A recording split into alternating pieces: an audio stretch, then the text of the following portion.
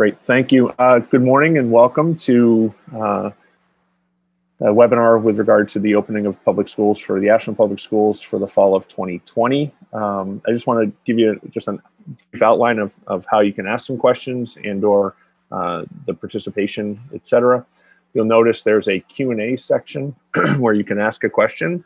I hope that through my first opening piece, I'll answer the majority of questions. But if not, my recommendation is that you please put your question here. And as a member of the webinar, you can actually vote with a thumbs up if you want that question to be moved to the top. So it prioritizes the questions that the participants may have. So that being said, let me just start by saying thank you for getting up early on a Sunday morning and participating. This is, I think, our 6th total webinar, but 3rd with regard to new guidance that came out in June, end of June, from the Commissioner of Education and the work that we've been doing in the Ashland Public School. So I always preface by saying, you know, it's been really an interesting time in education. It's been an interesting time for families, for students, for educators, and that no matter where we go and what we do, I think our main focus still continues to be on ensuring that our students, faculty, staff are working and learning in safe and healthy environments, because that's when we will be the most productive. And you know, the data and all around the country, if you notice, things are changing and so fluid, the COVID situation. So let me start by saying on March 12th, certainly we had no clue we would be in this situation where we're still having a conversation about what education looks like in the end of August or the beginning of September for the Ashland Public Schools or even across the country. There have been numerous states that felt as though they had COVID under control, and we're moving forward with this notion that in-person, full in-person, everybody on the bus, everybody in classrooms was going to be just the norm again.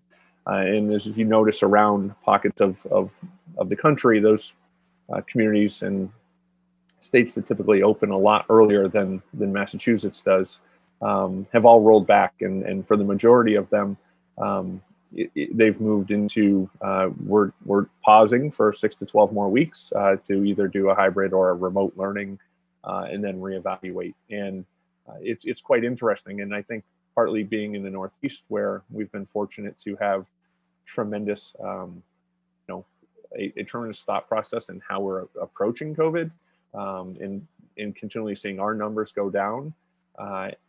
We have a tendency to believe that it doesn't exist anymore, or it's waning its way out, when that's what was occurring in states like California, who were ahead of us in terms of locking things down. And you know, they've seen a tremendous rise, and their school systems are 80%, the last I read, we're not going to start on time in person learning. So that doesn't mean Massachusetts can't be and go ahead and do things differently, which I think we have, and we will continue to do and review the data. So let me give you where we are today. On June 25th, the Commissioner of Education published what he called the initial guidance. And in that initial guidance, he basically had a few tenets that we needed to be thinking about as school districts and the superintendent of schools.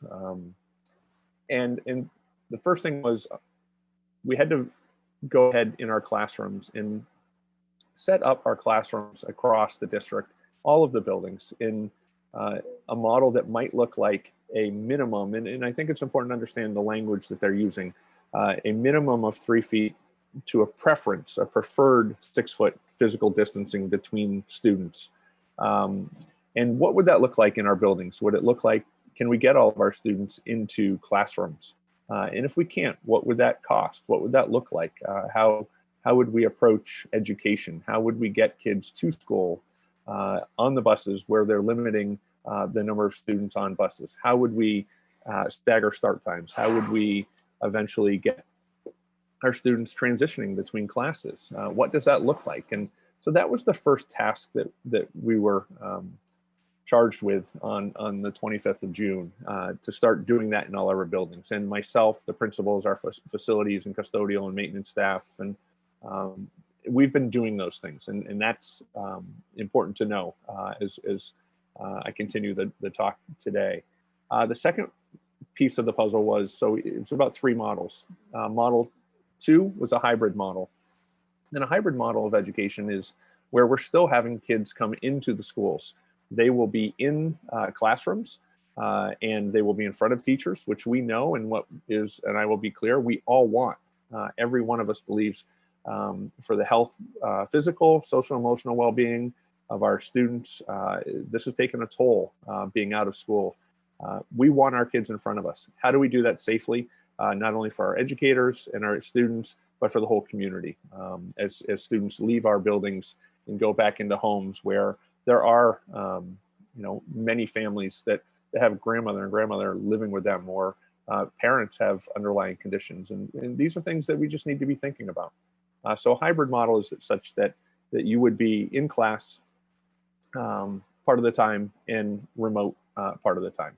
And then the third option that the commissioners asked us to prepare is a remote learning option. And what does that look like? And as I've stated before in previous webinars, but publicly, that I know that the hybrid or the remote learning that we undertook in the spring was not adequate, was not the best model that we could have used for remote learning, period.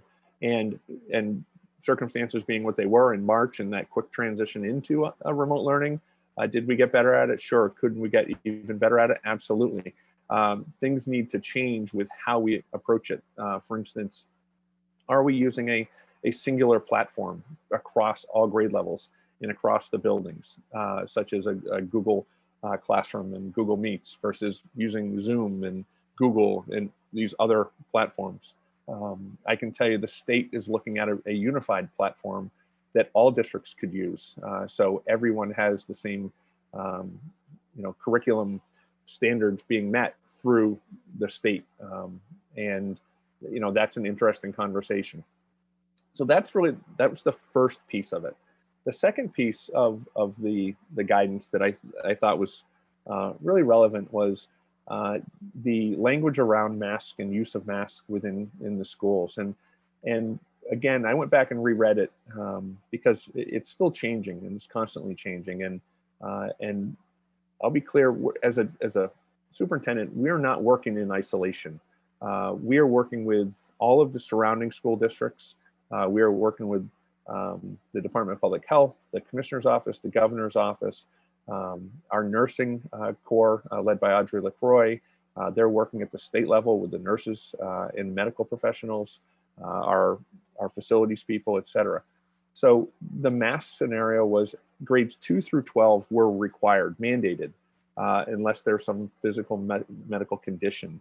And that being said, the guidance again says, but we prefer all students. And as you know, in the Warren School, the challenge is that it's K through 2, and only one grade level wearing masks is going to create a number of concerns and issues, not only with parents and students, but with kids and with our educators. And so one of the recommendations that I'm going to be making to the school committee, and I think it's prudent, and again, based on the guidance is they recommend, they prefer that all grade levels have masks. Will be that I think all of our students and adults should be wearing masks if they're in our buildings and cannot safely physically distance over those 6 feet of space. So that will be a recommendation I have. The other piece of this is there were numerous layers that were not answered within the guidance, and there still are. Yesterday afternoon, or maybe it was Friday night, but yesterday afternoon, I think it was, we finally received the guidance from the state about what happens if COVID occurs in the school setting, whether it's or within your community. And I have yet to I've read the guidance a couple times, but what I would share with you is that I am waiting for our health professionals to review it. to be able to answer those questions. I will share that document out with the community so you can read it, and then you get an idea of exactly if something occurred within our school or if a student had symptoms, et cetera, what the protocols will be. And this is what the state is saying we need to be doing. And I'll preface everything by the state sets the minimum. Local districts, Board of Health, et cetera, can certainly go over and above and make requirements of a community and of a school district that the state is setting, but the state is setting a minimum bar.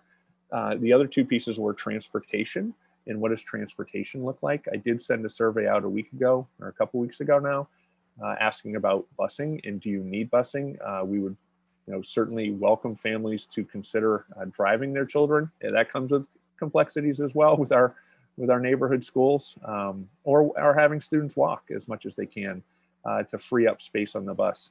We have yet to receive that guidance from the Department of Education and the governor's office. So currently, a 71-seat bus will only seat about, I think it was 14 students, the way we have to stagger students across aisles.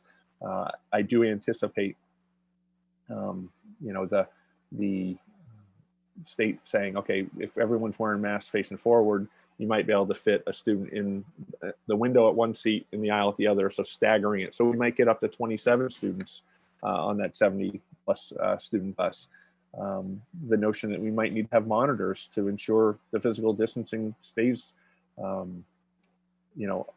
way on the bus, and or students required are absolutely required. So it doesn't matter if you're in K or 1 up to grade 12, you are required to have a mask on the bus. And those are the protocols that are still forthcoming. And the last one was athletics. And what does athletics look like for middle and high school students? I recognize the fact that there are some youth sports that are occurring at this time. And, the data that will be forthcoming in the next few weeks, hopefully there are very few cases coming out of the opening of athletics and youth programs. And I know there are strict protocols that each town is enlisting with youth sports. So the MIAA, which is the organization in charge of athletics in Massachusetts for high school and middle school, will be hopefully setting some guidance in the next week or two as well. So the challenges exist there for our families and our students who really want to get back into coming together and playing sports and doing the things that were normal. But as you see more and more colleges and universities and leagues around us cancel all fall athletics, I wouldn't be shocked if that's sort of a trend, even within the public school system, K through 12, or the private schools. But I'm not saying that is going to occur. I'm just saying I think we have to always continually watch what is happening around us, and as those decisions are going to be made at the state level. So that being said, I went through the process and as setting up the classrooms, and I personally went into the classrooms and set them up based on the guidance from the Department of Education. And I will tell you this: we have middle school classes that currently have 30-plus students in the classrooms, just based on sheer numbers. Obviously, unlike many districts across the Commonwealth, Ashland's still growing, and our population at the high school and the middle school makes our class sizes quite challenging. There are some smaller classes. I mean, when you get into advanced placement classes or some of the higher level honors classes, but for the most part, that 6 through 10 time frame, everyone's taken very similar classes, and those size classes are quite large. So as we were setting the classrooms up 3-foot physical distancing apart, what struck me quickly was, I don't know how we could do this. I don't know how we could actually have a safe and healthy environment. We have to move out all of the furniture first and foremost and find a place to store it. And that's even down to the kindergarten level. What do we do, again, with the teacher's desk, with the use of technology that we have in the schools? How do we get kids safely into the classroom and out of the classroom if we have to maintain that physical distancing? How do we actually get students sitting in the rows, or in, the diagrams that were sent to us, to maximize space? How do we get better airflow and air quality with 30 plus students in a classroom on top of each other with the windows open? And how do we do those things? And what really struck me was, I don't think we can do this. I don't believe we can do this. Not with the buildings that we currently have, with the exception of the high school, which is obviously the newest. And the high school even has tremendous challenges with regard to airflow. And it's hot. The rooms are not as big. The Massachusetts School Building Authority does not allow schools to build these exorbitant classroom sizes. And so we've looked at every additional space that we could use. And the challenge is, where do you have lunch? How do you get kids to and from classrooms? How do you use all of the available space that you have to allow for all students to come into the school? And that's just the concept of getting them in. How do we get them there? The cost of buses, for instance, are exorbitant, $75,000 to $80,000 a bus. We currently have 19 buses, and we have our runs of that we use to transport our kids. That being said, we've reached out to the bus company and said, hey, do you have buses that we can add some to our stock, and understanding it's going to cost us money and we're going to have to take away from different areas of our budget. And they said, we don't have them. There are none available. We have 60 buses that are in our fleet that we keep to replace buses that break down with all the districts we work with. And the other comment was, Jim, even if we had some buses, give you 5 or 10 more, we don't have the drivers. There's a shortage in drivers. We can't afford to get, the add more buses with no drivers and rely on districts to pay for this.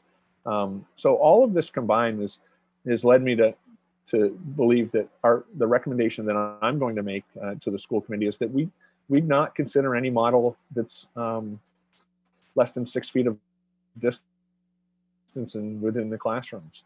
Now, that being said, what does that look like? We are setting those up as well to see, okay, how many kids maximum at 16 or at 6 feet of physical distancing can we get in the classroom? So does that mean we can get the majority of kids in classrooms on a regular basis? It may not mean every single day because of things like transportation or, so that pushes the road towards, or the decision to really start thinking a lot about the hybrid model and what does that hybrid model look like?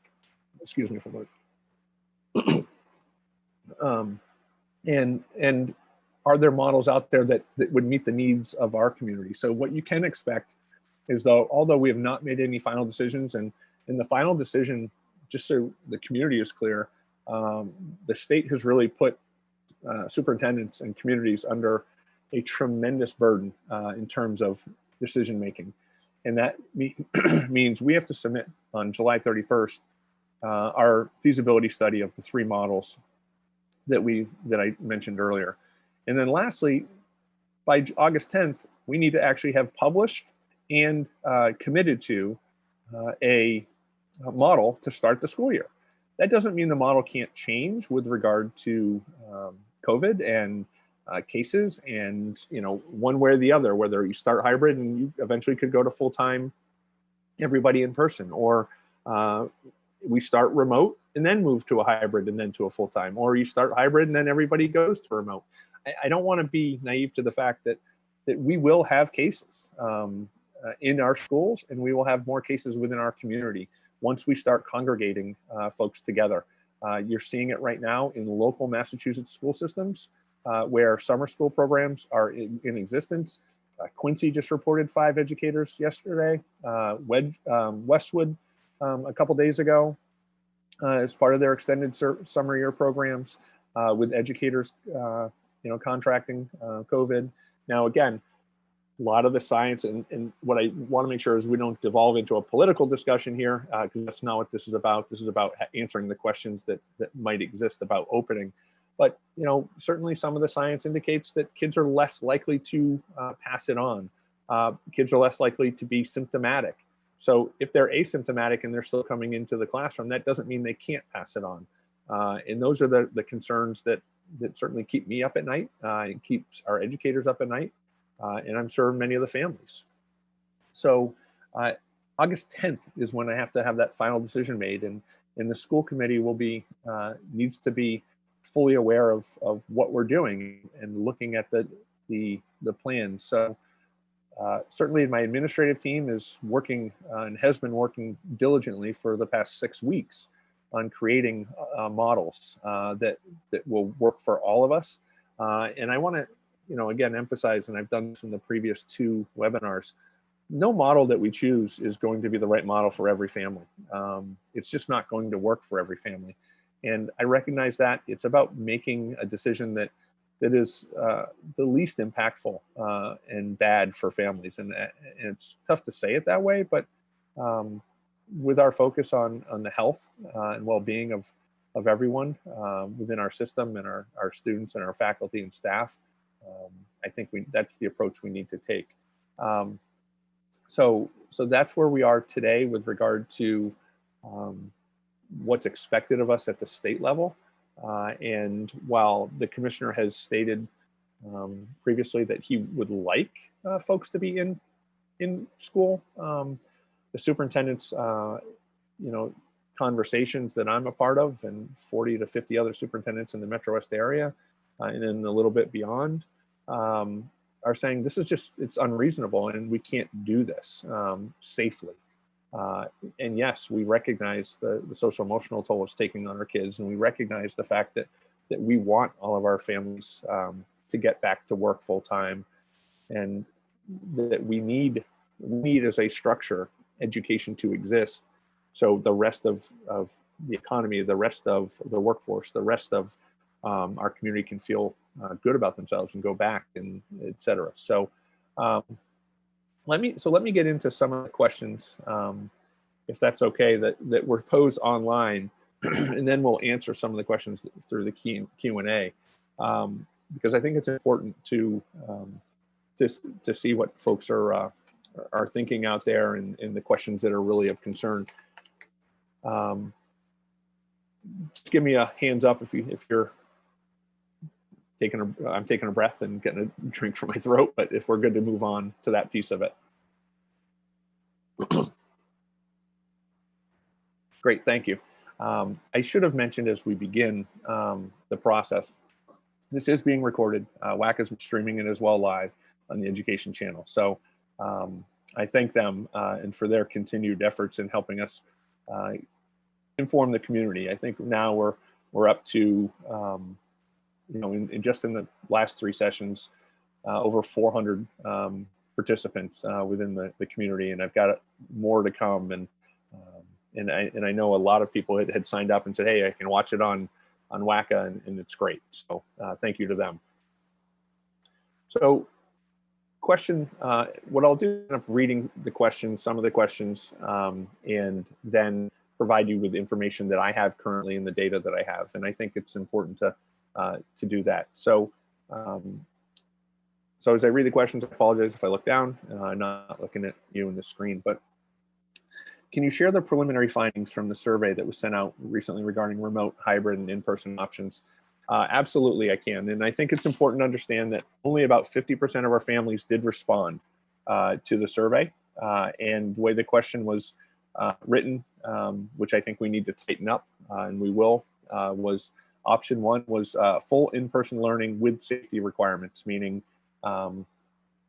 we didn't, with physical distancing, mask, hygiene, things of that nature. Option 2 was a hybrid learning model, which I explained a little bit of, and 3 was remote learning.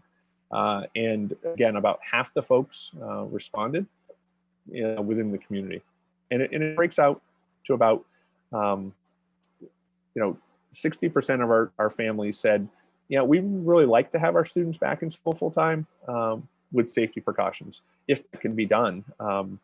Second was about 28% hybrid model, and third, about 12% remote learning. And what I want to note about the 12% in the remote learning piece is that there will be families who will not send their children back, and I totally understand that. And I want to just touch on that piece before we move on. And what has to happen is that as we look at the remote learning and families who are hesitant, so a couple hundred families or students that may not come back, we will be creating a platform in Ashland that will meet the needs and be very rigorous and be thoughtful of how we can improve upon the remote learning in the fall, or in the, what we had in the spring for the fall. And what I would say is, I'm going to be asking a question to the community that you're going to have to commit to a certain period of time to be in the remote learning, because we're going to, no matter what model we choose, we have to continually evaluate this based on the data and the science and the cases around us in our own community and the Commonwealth. And again, the governor has full authority to just shut down schools, and we need to be flexible enough to move right into that hybrid form, so, or a remote learning form, excuse me. So in this case, there are a number of families, and we will be creating a platform. We are looking at numerous platforms at the high school and middle school level that have been tried and true out in the remote learning world, if you will, in the educational space. So we will continue with that. We will be looking at what families are really focused on remote learning. And then once we have grade levels, that will actually help inform what we can do within the classrooms as well. So if I'll give an example, if we've got 200 kindergarten students, I'm just using this as an example. It's not 100% accurate data, so please do not run with this and put it on Facebook somewhere. Let's assume we have 200 students, and right now we currently have 10 kindergarten teachers, so that's 20 students in the class with a assistant in there, so it's 22 folks in the classroom. So what if we have 30 students who say at kindergarten, I'm not going to come. I feel like I want to stay home for the year. I'll homeschool my kid, which is always an option under Mass General Law. You just have to fill out the paperwork, indicate to us that here's the curriculum we're using at home. I don't feel comfortable sending my child. I'm going to do the homeschooling. You can do that. We will support it. But there is a step to that, and you just need to reach out to me, and we'll put you in the right on the right track. But let's assume that those 20 to 30, let's say 30 kids. So now we're down to 170 kids at the kindergarten level. So that reduces it down to 17 in a classroom. So what does the physical space look like at 17 kids in the classroom? Can we get to the 6 foot physical distancing? So there are so many still layers to this that we need to be looked at, or that need to be looked at, and be done within a very short period of time. So just know that we are looking at every potential option. We certainly have, I would say the elementary is where there's a tremendous amount of focus from families to say, it's 15% and 18% of the students at Mendez and Warren have said, we're not coming back. We're only doing remote. So we want to be prepared to make sure that experience is the best it can be. Is school going to be a combination of both remote and some in person? I mentioned that that's one of the models that we need to look at, and that we will more than likely at some point be in all 3 models, hopefully this year. Yeah, I agree that middle school kids need more specific instruction.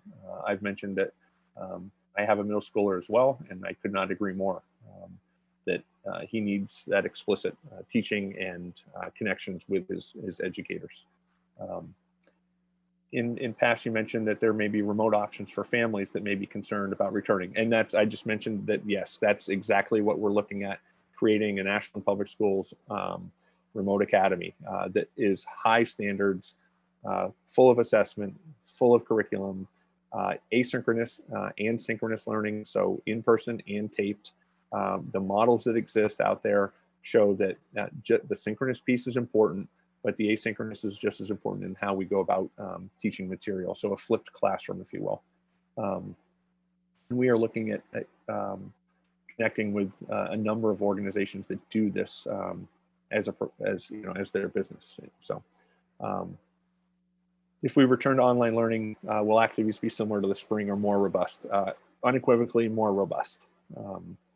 will the district consider adhering to the CDC 6-foot social distancing rather than the less supported 3-foot recommendation offered by DESE? And the answer is yes. I mentioned at the beginning on the onset that my recommendation will be to the school committee that we only consider starting with the 6-foot. 3-foot will not work. I am actually doing an exercise with the school committee, the local board of health, the select board, and this upcoming week, where we're actually going through a day of what it might look like. It's not going to be a full day, but a couple hours of what it might look like from being picked up on the bus for our children with masks, etc.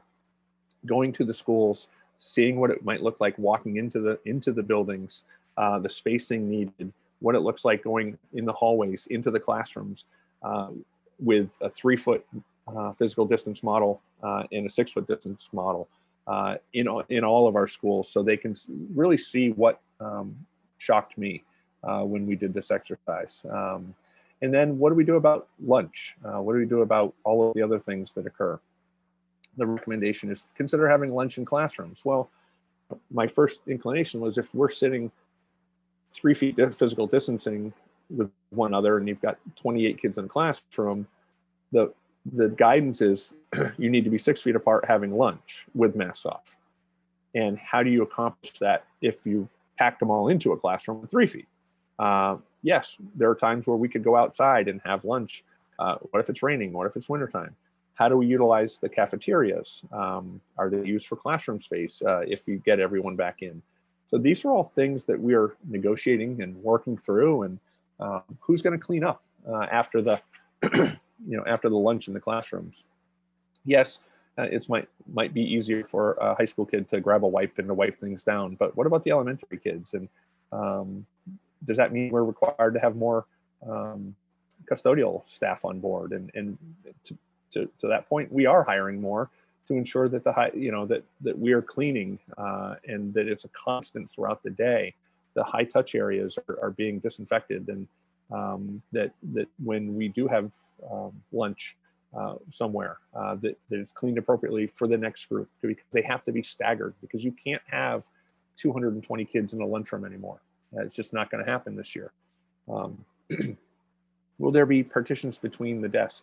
There will be some, but the research is showing that the partitions aren't necessarily the best ideas either, because those need to be cleaned down and wiped down appropriately, and how much time and energy and effort is going to be taken up in costs for that.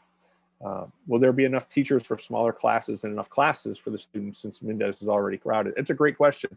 And I'll segue to this. We do have a Mendez School Building Forum again this week on Thursday. So be on the lookout for that flyer. I sent it out a week ago, talking about the new building project there.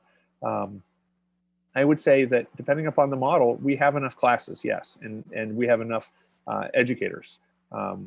I'm trying to balance a lot of things, and some of the balance is staying fiscally responsible within the budget that we currently passed at town meeting, but also understanding that what's most important is the health and safety and well-being of our kids and our educators. And I said this at the last forum. I'm not only responsible for 2,800 students. I am, and we are as a town, the employer of over 400 plus employees. And we need to be thoughtful of their working conditions and environments as well. And we are working with our local union, teachers union, and to make sure that we do that. And a lot of this stuff has to be bargained, and because it's really is a change in working conditions, and I respect that. And the state is doing the same thing. The state is working with the Department of Education, is working with the Massachusetts Teachers Association, the Boston Teachers Union, as well as the American Federation of Teachers, our 3 largest unions across the Commonwealth, to make sure we devise a plan that is appropriate for our students and our educators. Will there be any exceptions to the rule that kids cannot go on different buses if parents can't go home? One of the things we are trying to do is to minimize any potential risk, and that will have to be a conversation later on, but as we don't have the full transportation guidance yet. So we will continue to look at that. I was wondering how pods of 10 or so students would work in the high school where kids have so many different classes. I will tell you, as a former high school assistant principal and principal, and someone who actually designed all schedules for our students, this is probably the most challenging level to look at any hybrid model of learning. And so smaller class sizes, if you will, because we have so many kids who are looking at taking maybe an advanced placement class, but also then an honors or a college prep class. And so they have so many variances between their classes, and they typically move around, 5 times a day. And we're trying to limit that. So Ms. St. Kerr it has a working group. So all 5 buildings have their own specific working groups made up of parents and educators to determine what the best models look like in their schools. What is the procedure when a child gets sick? That information I will pass along. Like I said, I just received it last night. What I can tell you is one of the requirements in the initial guidance on June 25th was that all districts look at creating, must create isolation rooms within the nurses, so the nurses can determine who may or may not have COVID-like symptoms, or the students who routinely come down to get insulin shots or other medication throughout the day, that there's a separation, right? So I can tell you, we have worked hard at creating that space. The Pitaway School, Sarah Davidson, the preschool director, and Pete Regan, the Warren principal, have lost their offices. We have actually moved them out and created isolation rooms that are attached to our nursing spaces. It happens to be in those both schools. A teacher at the middle school has lost her space because it's attached to the nurse's office. So we're certainly doing those things. So will the child be kept in a separate room until the parent arrives to pick up the child? What if the parent can't? How does that work? And again, those directions are actually in the guidance that was sent out Friday night to superintendents, and I will share that with the community this week. Will there be seasonally appropriate outdoor education in the plan? Absolutely. We're looking at purchasing tents and have been for a while that can be placed on our properties where we can have outdoor classrooms. And again, we have an opportunity to rethink education and what it looks like. And we will continue to do that. And if it's feasible on our properties where we can have student use outdoors. I will mention that mask breaks are critical to this. If you aren't comfortable, wearing a mask for hours on end, it's a challenge. So we will be building in consistent breaks across all buildings and grade levels, so folks can physically distance, take the mask off, and get some of that fresh air in. Has building ventilation assessment been completed, and what is the air filters? Yes, we routinely look at our HVAC systems, and we are subscribed to our maintenance program that follows all direction by the manufacturers. I will tell you, the last 2 weeks, our facilities department has been going to every building in all the classrooms, ensuring that these systems are working efficiently and up to code. And if they're not, they're being fixed, and they will be ready for school to begin. It's been a lot of work going to all of the classrooms to ensure that we're getting as much flow as possible. Some districts are looking at putting fans in buildings that are in strategic locations that are moving potential aerosol away from students. As you know, some of our buildings can get pretty hot, especially at the high school. So a late summer, late fall heat wave might impact how we approach classrooms on those days. So do we go remote for those days if it's really hot? My vote is absolutely yes. I think it's critically, we can't be having students in mass in really oppressive conditions. And what does that look like? So we're continuing to analyze that information, and we'll work with the local Board of Health on what heat indexes we should be looking at, or indices. With much of the country still seeing some COVID, how do we know someone won't bring it here? We don't know. I've said this before. I think as we look at reopening of anything within the Commonwealth, that's businesses and or schools, we need to be vigilant in we approach our own practices. So, wearing masks, if we're not well, staying home. If you think you've got potential symptoms, get them checked out. Don't send your children to school if they're not well. Don't go to work if you're not well. Those are messages I'm sending to my own teaching staff. We want to, minimize any potential risk that we can. As I said, though, I think the risk is still there. It's not going away, and we just need to be as vigilant as possible.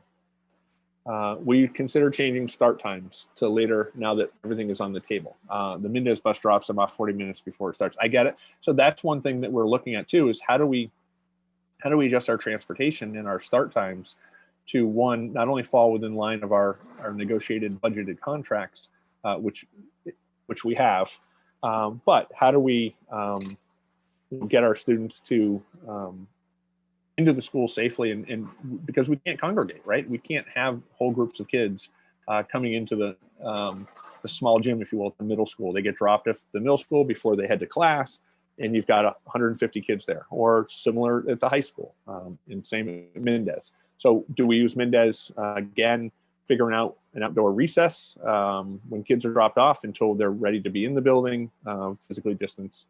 Those are things that are absolutely being looked at. Are you prepared with online classes, curriculum, just in case? That is one of the things we are working on. There's going to be professional development continuing for our staff. They got a good start, obviously, in the spring, but there's certainly much more work that we need to do. So we're looking at not only online learning with our teaching staff, but bringing in outside vendors who are in the space of say, classrooms and online learning models. So yes, we are. What will in-person learning look like given rotating schedules at AHS? I think you have to also look at the middle school, which has a rotating schedule as well. That is being discussed within the small working groups of those who are not used to what's going on at the high school level. For instance, they take 7 classes, but they have 5 a day. So it's a 5 class per day, and they drop 2 model, and they're rotating. Many districts are considering looking at block scheduling, which was very popular many, many years ago. I taught in it when I first started teaching 20 plus years ago. And what I can say is that we will be looking at all potential options to reduce and minimize, the number of transitions, but also to engage kids more, to be with our teaching staff. What happens if a teacher or staff, some of the family test positive? Again, we are reviewing that data or that information guidance that just came in the last 2 days. So I will get that out to the community. It will be part of our greater plan.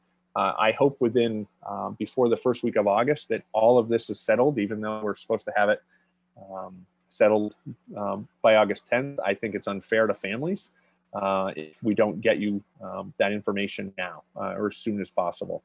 Our hands are tied a little bit with the guidance changing weekly, if not daily, from the Department of Ed. If school is in class in the fall and we have to keep our children home for their health, will those absences be excused, or were they going against the child? No. Listen, we will be looking at all of our attendance policies. We need to make sure that families are comfortable and safe, and their students are being taken care of. And we will adjust our policies in each building to look at those types of things. And if a child needs to be quarantined, we need to make sure that we're getting students the information. That's one of the components that I'm looking at, that where we have an opportunity, especially if we create this really robust remote experience, that if a child has to stay home, they should be able to, I don't want to say seamlessly, because that's not necessarily going to be the case, because it's very different being remote versus in person, but have an opportunity to seamlessly move into a remote model while they're home getting better.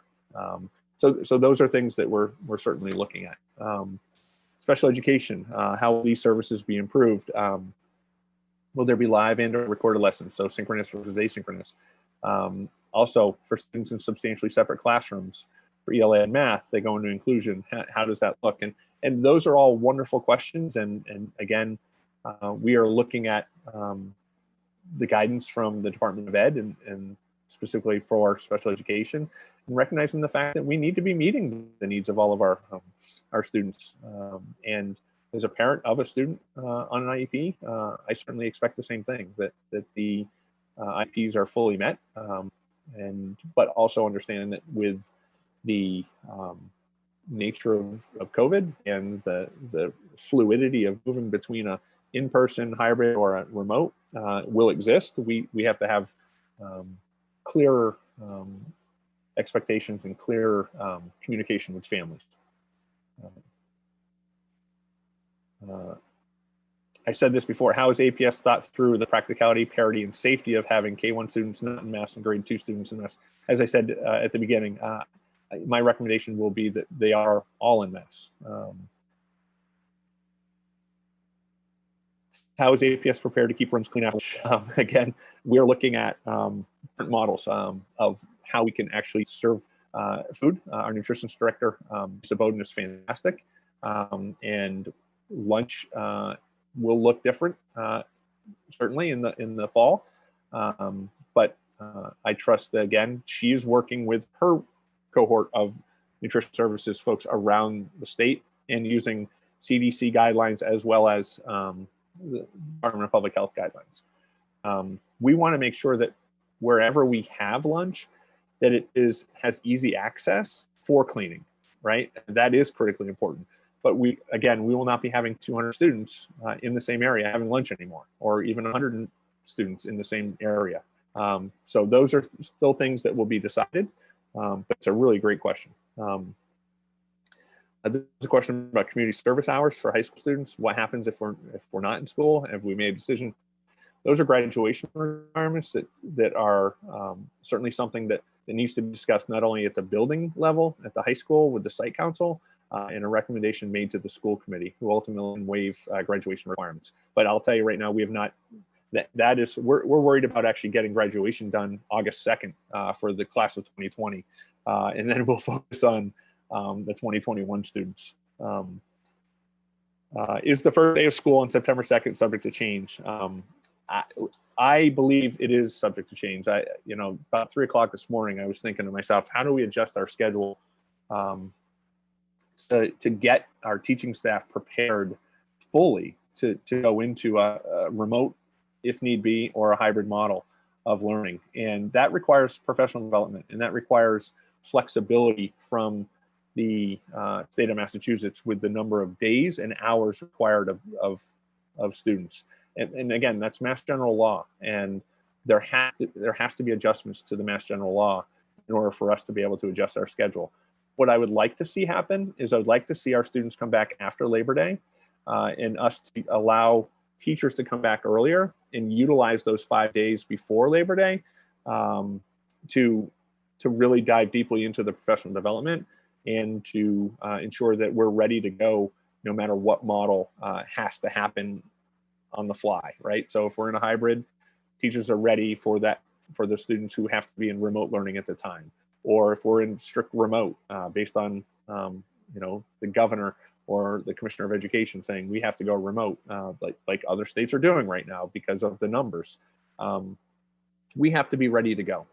So I would hope that we can adjust the schedule. I would hope that the commissioner will reduce the MCAS requirements as well, so we don't have to focus on those days being eaten up across the calendar, so we can have more time on learning. And those are all questions that are still to be answered by the Department of Ed. There was a question here about EEE. Understood. I can't wait for the year of 2020 to end. EEE was certainly the fall, and we have to follow the Department of Health guidelines there. So if we're shut down from dusk till dawn, or dawn till dusk, we have to be focusing on that as well, and that obviously impacts athletics and youth sports, etc. There was a question about travel quarantine guidelines, where families, you know, the one thing I've sort of tried to think a lot about, and I don't like to use athletic analogies all the time, but Belichick and the do what you can do, do your job, do your control what you can control, and that's sort of where we are as a public school system, right? I can try to do the best we can do to control and mitigate any risk or limit the risk in our classrooms and our buildings, but I can't control what families do. And I have stated I hope families are taking this seriously. I hope families are when they travel into high-risk areas or have friends or family that come from high-risk areas, that they're doing the right thing with masks and quarantining and isolation. And that's all I can hope for. And it's not the best strategy in the world, that's for sure. But I can't control the families that are gathering in neighborhoods with 50 people when the state guidance is 25. That's sort of a something we have to think about in our own communities and in our own well-being and how we do things. So let me then take another quick pause for a drink. Those were the questions that were online that I answered most of them. And what I'm going to do is go through the questions that are on the Q&A session now, and see if I can get through some of these. And I may have actually gone through these before. Great question here, Rebecca. Do you have specific hybrid models in mind, biweekly, half days, 2 days per week, etc.? Here's what I'm going to be asking. I will be sending a survey this week to families asking that very question, because I want to be cognizant of families and work environments and what works best. And I'm not to say the data will absolutely be the definitive factor, because there are pieces that we have to think about internally with regard to our negotiations with our teachers and our paraprofessionals and our nurses, and again, changing working conditions. But I can see there are models that do a two days, an AB group. So half the kids come in Monday, Tuesday. Wednesday is a day off for, it would be remote learning for all kids, but it would be an opportunity for teachers to really invest heavily in professional development and planning of appropriate online learning. Also, an opportunity for us to clean our buildings. So the next group that comes in Thursday and Friday can walk into a building that they know has been cleaned, thoroughly disinfected, etc. There's also the model of a week on. So half the group is in all week, and the other half is doing remote learning. What I can tell you with that model is it's going to be a challenge with regard to the number of teachers we need. Because if teachers are teaching full-time, how do they then provide appropriate remote learning experiences? It's different, again, at each level, so it might be able to be done. And then there's a model of everyone in, so groups are Monday, Tuesday, and Wednesday, Thursday, and Friday is a day of cleaning. So you will be getting that information and ask for your input, and it'll help guide us. It will not be the only factor, but it will help guide us. So Rebecca, thank you. It's a good question, and I'm sorry I glossed over that before. Are there any differences at state level for providing testing for teachers? Yeah, so that's a question that has been asked about testing for COVID for students. At this point in time, the guidance, when I reread it, it says it is not being recommended that we do this. And I'm not quite sure why. I think many of us would feel a lot more comfortable if they could provide that opportunity for us. But right now, the recommendation at the state level is that they don't do that. Yeah, if a child has a regular cold or seasonal allergies, are they expected to be out of school as long as they're symptomatic? I don't believe so. I think this is a conversation we need to have at the health professional level. I have allergies, and I know I'm stuffed, and I have, runny nose at times. But and this is the tricky part about what is a symptom and what is not a symptom, and so we will address that within the guidance as well. Will there be specials? Will these teachers go to the individual classrooms? Yeah, good question. I have gone on public record as stating that I believe these specials, art, music, gym, are critical components to education for our students. And not only do they assist with the educational experience, but it's also good for them health-wise, right? Their social emotional well-being. We have a number of students who are active in playing an instrument or in wellness classes and art classes, and we need to devise a plan that allows for that to occur. And that is, I will not sugarcoat it. It's been a struggle trying to figure out how we do chorus, how we do band. What does it look like? How do we do that safely? As you know, chorus, for instance, is a lot of aerosol that's being spread. And so whether it's a remote experience for those, we are committed to ensuring that we continue the practice of offering those classes to our kids and our families. Is Ashland considering contract tracing software? A lot of the private schools and colleges are doing this. We will have that conversation with the Board of Health and take their lead. Because we are not responsible for the contact tracing in the schools.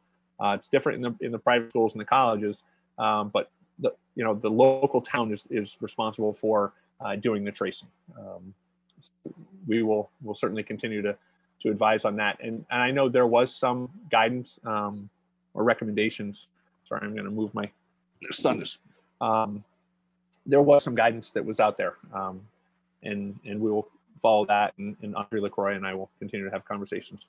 The nursing staff, head nurse Audrey LaCroix and I have been meeting every Monday morning for weeks, making sure that whatever we do is in the best interest of health and safety. What is the guidance on the threshold when the in-person classes will be called off or rolled back to all virtual? That, again, I don't want to speak without having fully digested the guidance that came from the Department of Ed this weekend. I did try to take a little bit of break from COVID this weekend to be with my own family. So I hope to have that information, like I said, sent out to you in the next day, and we'll be able to help you answer that question. Will families have the choice to choose a specific model? I'm thinking about families with high-risk individuals who may be not comfortable with hybrid and are only comfortable. Yes, you will have a choice, and I will be asking that. We had some internal discussion on how long we ask families to commit to a model, because we need to know what resources we need to push out to a remote model, and how it impacts our staffing currently internally. So, there are districts who have already asked families who are thinking remote that they do it for a year. I think, again, I prefer to be a little more cautious in that approach and say, why don't we think about half a year or even less for families, because we need to have some flexibility if the data changes, and that we can get kids back in more fully. So you will have that coming your way in a survey in this week, coming up this week. Are there any updates on kindergarten placement process? I hope to have that tomorrow. I'm meeting with my admin team, and Mr. Regan's been on vacation. So we will make sure that the screening process and what that might look like will be done. We have hesitantly not put kids, and this is even in K through 5, in specific classes yet, only because if we have to cohort kids and there are families or of kids that typically might be separated, or we have twins that families have said, hey Jim, we don't want our twins together. Well, they might have to be together now because of COVID or things of that nature. So we will continue to look at that, but we should have extra guidance from our elementary principals in the next within this week, especially as it relates to screening for K. And yes, and I appreciate the families who are new to our system and who are kindergarten families and have never been in the public school system. And we will definitely hold your hand. Can parents opt to change from one model to another during the school year? I think I addressed that, but the answer is we will try to provide you with an opportunity to do that. We will ask for a commitment early on for sure. But what we might find is families who are not comfortable with the homeschooling or the remote learning and feel as though they want to need to be back in the classroom and that the hybrid model might work better. But again, if data and science show that we can go to that full in-person safely, then we're going to be adjusting. So yes, we will certainly have guidance on that. When we publish this, what you can expect is a lot of these questions will be addressed within our document. Hopefully you'll read it all. It's probably going to be quite lengthy, but we want to be able to have most questions answered. I can also definitively say we will not know all the answers. We will not know all the questions. So we need to be patient as we're learning more and more every day. But my thought process is I've always been willing to give you my views and my opinions, and I'm just, the overused term of being transparent. You know where I stand at least. We may disagree, and I'm good with that. I think the challenge is always good when folks do disagree, so we can think differently and try to work through those differences. That's what education really is to me, and we will. I do just ask for your patience as we go through this process. It's new to us as well, that's for sure. Has the school been able to procure enough PPE and cleaning supplies? Absolutely. We just spent over $100,000 for the first 12 weeks of school for the equipment, masks, disinfectant, cleaning supplies, soaps, sanitizers, etc. And we will continue to take stock and inventory. Again, part of the guidance was that families provide that mask for their children to start school, but we felt as though we need to ensure that we have enough in our buildings. Because listen, if I think about my own child who gets running or bloody noses. What if he gets a bloody nose in his mask? Do the air, whatever. They may need one from the school to provide for the day. But yes, we do at this point in time. We have put our order in probably 5 weeks ago, so we should be in good shape. And actually, before I move off on that topic, I want to thank the community members. There are so many community members who have reached out to me and said, what can we do to offer supplies and procure the PPE for you? And we're here to help. And I appreciate that. And we may still eventually take you up on that offer. But thank you. It goes to show the caring community that Ashland really is, and I appreciate that. Will there be an option of classroom live recording for students who cannot attend a class so they can watch from home and participate? Great question, and this is something that, again, needs to be discussed at the bargaining table.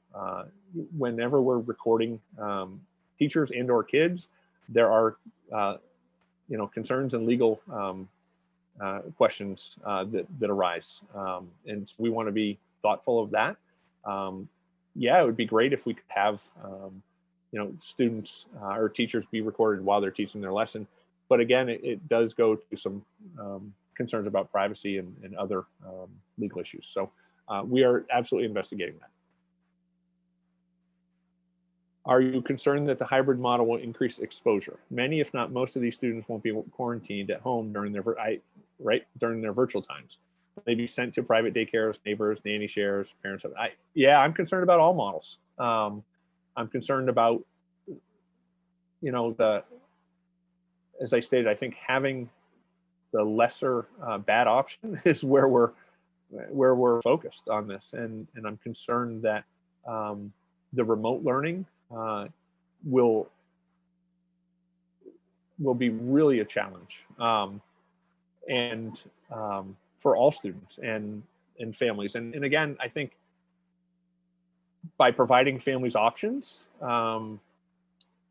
we might be able to lessen that. But yeah, I'm concerned. Sure I am.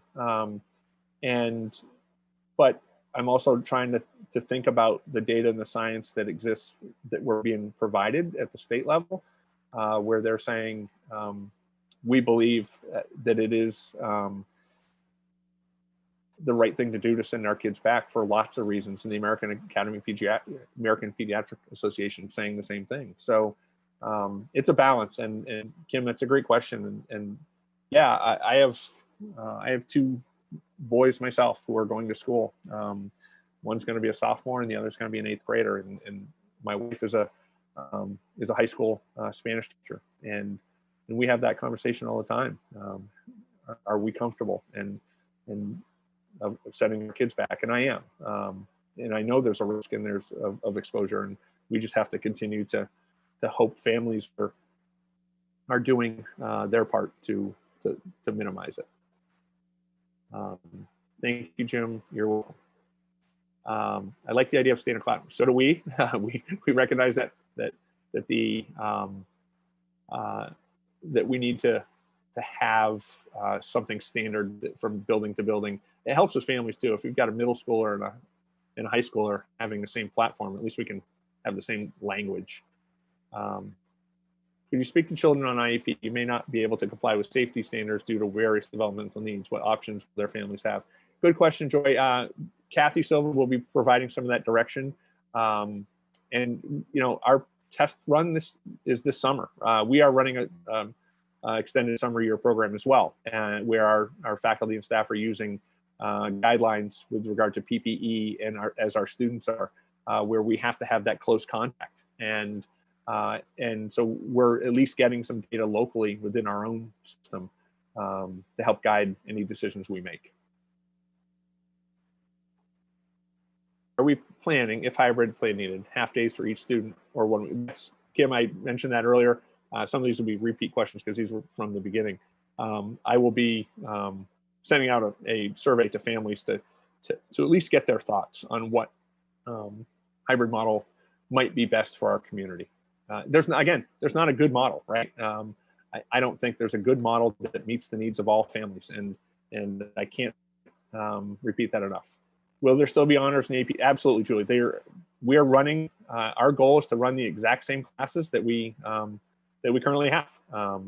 Again, thinking about health and safety first, but also of our students and our faculty and staff, but making sure that we're providing our students with a top quality, high quality education is critical. And our students need that. They need it for their own social emotional health and well-being. And we are just looking at how we deliver that. That's all we're doing.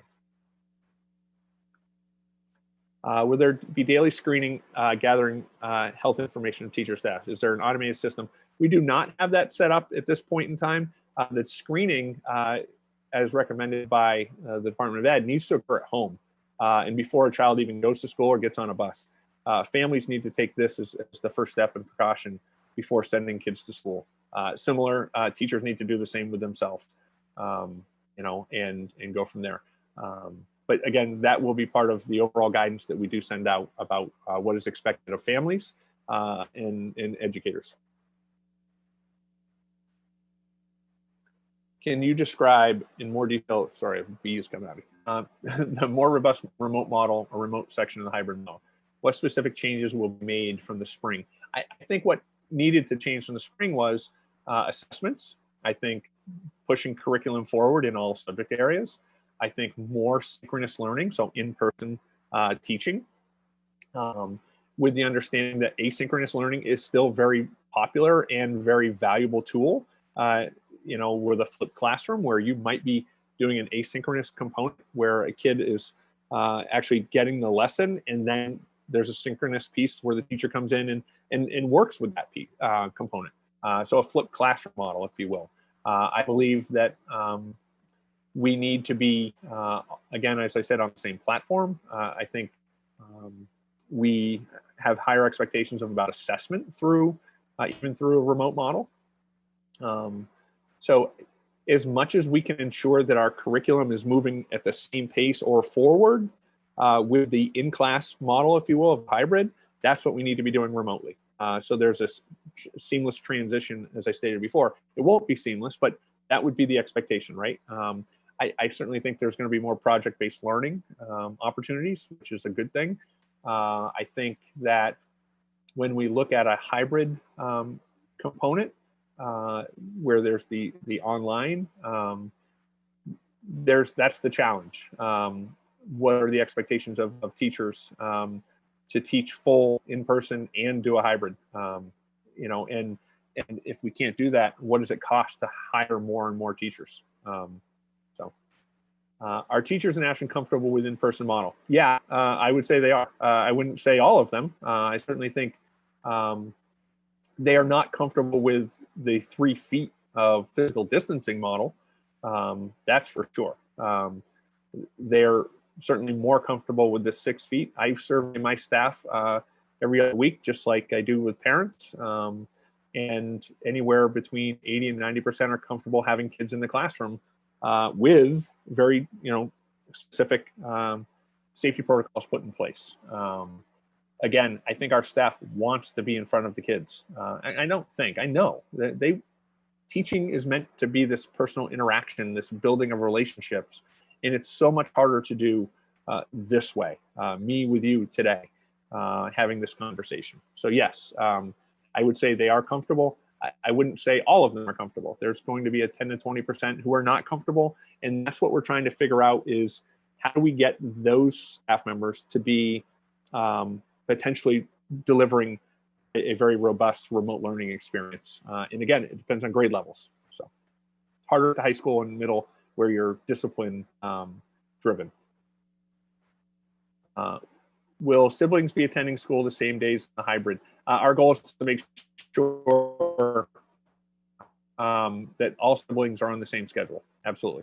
Can you describe more detail about remote? I just did that. Sorry, didn't dismiss it. How will you enforce younger kids to wear masks and maintain distances, right? I mean, it's going to be a challenge. It's sort of, it's the new, how do I explain it? It's sort of like the new protocols that kids used to wear their headphones in class all the time and sneak it in. And, how do we manage that? Well, that's what teachers do, and we have to develop the policies within the classroom and rely upon families that when kids are not adhering to the guidance, that there are conversations with families and students as to why we're doing this.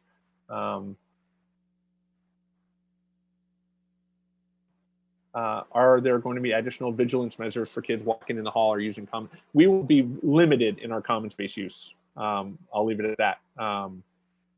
Unless they're with educators and we've used the common space for the mask breaks. Are you considering earlier extended days to be able to get all the students back in the classrooms? Dismissal at lunch, new group. We are pursuing all available options and how they pertain to teacher contracts, nursing contracts, custodial contracts. A lot of this has to be bargained when we're extending school days. So we want to find the best model that teachers feel comfortable with as well. The concern about dismissal at lunch, or some have asked about not having lunch because that could be a concern. We have a tremendously high need within our population in Ashland that rely upon us serving food and us, providing care for their kids. So we want to be cognizant of that as well, and we will continue to think about what is best for those families and their kids. Extended day and champions and the YMCA. We're in conversations as to what and where we can provide opportunities for them as a community to help our community with opportunities so families can continue to work and get back to work. If we choose a particular model and want to switch midway, you would contact me. But what I would say is we'll be most likely asking families to commit to a certain period of time so we can better allocate our resources. If 300 families say we want remote, and then on day one of school, they're like, no, we decided we want hybrid, and 2/3 of them are now we have to go back and readjust what hybrid looks like in terms of the number of kids in classes. So we just got to be careful. But we want flexibility for families for sure. So we will continue to look at that. 2 weeks on, 2 weeks off for the hybrid model. So interesting you say that. The reason why the Commissioner of Education has said 2 weeks or 1 week and 1 week was one of the models they were considering is because it gives basically a 10-day period, which they felt was appropriate instead of the 14 days. They've adjusted the 14 days down to 10 in cases. So we will continue to follow that guidance from the CDC as well as the Department of Public Health. More details would be welcome, especially if they affected different age groups. Yeah, no, I think what we want to do is make sure that whatever model we choose, it's consistent across age groups for families. We do have families who have kids at the high school and at the Warren School. And again, we will not be able to, and I want to state this, I've emphasized it already, we will not be able to meet the needs of every single family in every single situation. My home, in my own home, I have 4 different school districts that have to be worked through COVID. And where my wife teaches, my two boys go to 2 different school districts, and I'm in Ashland. It's a challenge. How do we make it work? We have the same concerns as parents and employees that you have, and we're being mindful of that. But I think having, if I could arrange my wife's schedule, my 2 boys in the 3 districts that they work in to be on the same schedule as mine, that'd be great. It's not going to happen. But what we can do in Ashland is try to make that work. There's been discussion as well about educators, and we have, all of our educators have, many of our educators have kids, but not all of them live in Ashland. So whatever model we choose will impact them. I did a survey of my teaching staff, and over 40 different school districts are represented from my teaching staff alone with their children. So while we have conversations internally with superintendent organization on how we can create a system that is identical for all districts, it's too much of a challenge for sure. Rhode Island did this with the calendar, a schedule. Rhode Island put out, this is what all school districts are doing, and this is the calendar for the year. No choice. And that way it actually aligned a lot of families' schedules. Massachusetts will not do that. We have asked that question. Will you be using closed tents that do not provide airflow or open tents? We are looking at open tents. And again, limited time of use, right, in terms of the year. We will be encouraging our teaching staff to use outdoor spaces as much as possible, and to use and look at your curricula as much as possible, that you can utilize the outdoors as a learning environment. I think this, again, as much as it's troubling times and it's a really tough to get a plan in place, I think there are tremendous opportunities for us to do this.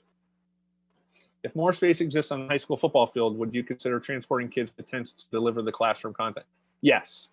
Depending upon what happens with fall sports, and depending upon there's open grass space. What I want to be cautious of, the high school football field is an AstroTurf. It's hot, and it's hot on those fields even with tents. But there are spaces like the baseball that's grass. So we are looking at all those areas for sure. And we're getting quotes, and actually our business manager just received quotes on Friday from tent companies. So we are absolutely considering all options. Can we use the downtown open space for school learning instead of public use, as well as the soccer fields to manage in class building model? This may place more of a demand on transportation of where kids are going, but it'd be beneficial using, correct. Again, we are looking at all those spaces, and we want to make sure that whatever space we use, we can get there safely and utilize it efficiently. Those last 2 questions are really, thank you for asking, because they haven't been brought up in the past couple webinars. It's good for me to write that down. We will be doing daily temperature. No, we will not be doing daily temperature checks. This will be parents' responsibility. What HIPAA privacy do you have to maintain? So there are some families who do not want kids videotaped, and they have that absolutely right for privacy purposes. In addition to taping of of other students that can be identified. So if someone is identifiable, we've got to be careful with that. And I'm only referring to within the classroom. Students who may come down or teachers who have COVID-like symptoms, certainly we cannot identify them. But when it comes to the classroom and taping, it's more likely that asynchronous will be used. And then if you can get an entire class together, we had issues this spring with families, to be honest, taping the video lessons and at home from a live synchronous experience, and teachers felt really uncomfortable with that, and I don't blame them. And so did families. So those are things, again, I'm not an attorney, but as I speak with our attorneys, we want to make sure that we have all our bases covered. Yes, we have considered starting or ending the day earlier or later for space and staffing, spacing them out. Again, it goes back to, can we, if that is a model we choose, can it be bargained with our staff? What happens to vacation periods? Would it be best to schedule vacation times with families? Would it be best to schedule vacation times with families? I'm not sure, but we will still, our calendar's still set. I don't know what's going to happen with travel across the country. But I know I personally will not be taking vacations to spots like Florida, Georgia, and Texas. How do you force? I don't like the word force. How do we encourage kids to keep social distancing inside school? I think it has to become an expectation, and we have to continually remind students of expectations. I think quite often we do not give our students enough credit for their ability to do what we ask. As long as we set those firm expectations and with appropriate consequences, I think we'll be fine. That's a concern of teachers as well, because kids are kids, and they're gonna, especially elementary kids who are so used to just being and getting up to one another. And listen, I'm not naive to the fact that I've been in Ashland working every day, since COVID. With the exception of probably the month of April, I've been in, and I noticed kids congregating together without masks, and so that concerns me too. But we have to set expectations. Lunchtime will be a challenge. Agreed. We considered half-day models for this age group. Yes, we are still considering. I wouldn't say have we considered. We are still considering. We used to do half-day K years ago before we went to tuition-free full. So that is a model we're used to, and that we potentially could employ. Again, we have to think about transportation costs, et cetera, and time on learning. Again, I mentioned about the calendar. We're required to have 180 days of learning, with 990 hours at the high school, 900 at the elementary level. If we start adjusting our days, what does that look like? And how do we meet the state requirements? That's one thing that we've asked the state to ease up on, so we can set a model that works in Ashland and surrounding districts. Are there additional costs for families to provide? No, there are not. We will be, the only cost to families is to make sure that your child has the appropriate mask that you want them to have on. We will be providing sanitizing equipment, PPEs, et cetera. Now, if you want to send stuff in, we will have to look at it to make sure it meets the guidelines through our facilities and maintenance. They have a guideline that they have to follow certain protocols and the ingredients in hand sanitizer, et cetera. Will teachers be notified? Will parents notify someone in the classroom? Yes. And that, again, that data came out over the weekend, and I will, as I forward it, you'll be able to see how that's going to work. Again, what I need to do is sit down with our health professionals and make sure that how we approach it in Ashland is consistent. We do not anticipate having field trips or outings this year, and/or allowing parent volunteers into the school system. Again, trying to reduce and mitigate any potential risk is what we're trying to do. That being said, substitutes, right? When we're dealing with substitutes, making sure that we're envisioning potentially having them only work in certain buildings, maybe requiring them to be tested. Those are things that we have to think about. We will absolutely have staff who are out, and we have to be flexible. And those are questions, like I said, that are going to pop up, and we just don't know. Including the Washington, D.C. trip. It's a good question. I would say nothing has been decided permanently yet, but I would not anticipate school districts even being allowed to. There's been no lifting of that guidance from the Department of Ed at this point in time for out-of-state school field trips and/or international field trips. So we have a huge trip that's supposed to occur as well at the high school to Europe next April. I do not anticipate that is viable at this point in time.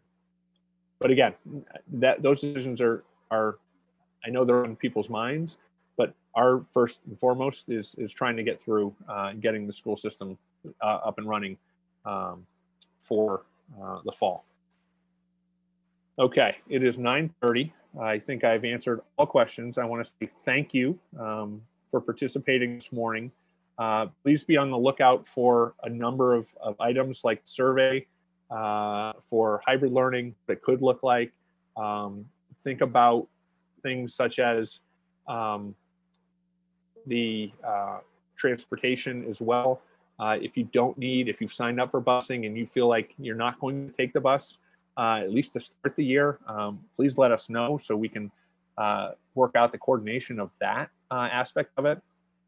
And as more guidance comes available, I will certainly have more webinars. There will be building-specific webinars once a schedule is determined, so families can ask questions of principals, how that might work within their system. I meet Monday nights with my entire teaching staff, or give them the opportunity. Usually we get a couple hundred folks that come in out of 400 plus employees, and we have these conversations and they ask these questions as well. Thank you very much, and we'll be talking to you soon. Have a good day, and get out and enjoy some of the sun. How can we support you? Just by being patient. I think that's all I need right now. And know that we are doing the best we can, and we'll continue to strive to do the best we can to make sure your children and our faculty and staff are safe and healthy and are going into an environment that reduces risk. It will not eliminate. We have to understand that, but I thank you for that. You're very welcome.